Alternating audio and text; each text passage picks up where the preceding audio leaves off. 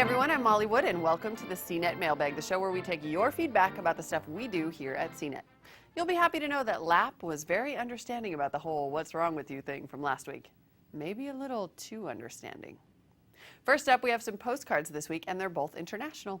Micah in Montreal wants to know why webware reviews do not have numerical ratings. Well, Micah, I sent an IM to Rafe Needleman, editor of webware.com, who would have come on the show himself, except he didn't want to come to work today because it's raining. Anyway, he told me to tell you, first, thanks for asking, and second, here's what he said.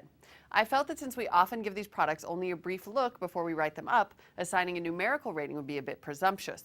Also, these products are web-based and changing so fast, and we look at a lot of them in early beta when they're not really ready to be rated, but we still want to tell people about them. Fair enough. Good answer, Rafe.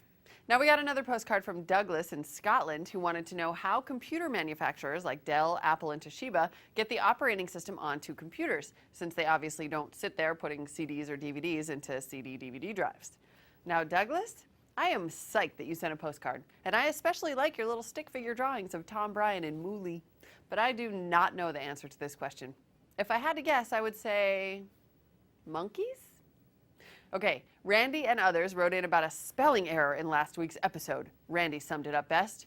Molly, since? Seriously? Since? That's almost unbelievable.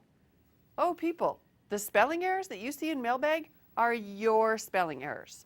We just copy and paste those emails right on in there. We don't have time to fix all your mistakes. Plus, frankly, sometimes I like to make fun of your spelling errors.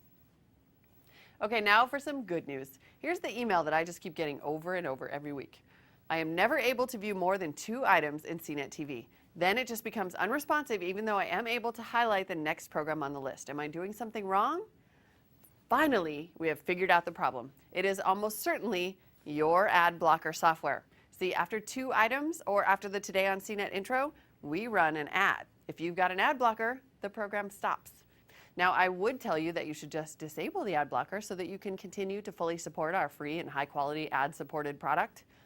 But you could also just add us to your whitelist, and that should solve your problems.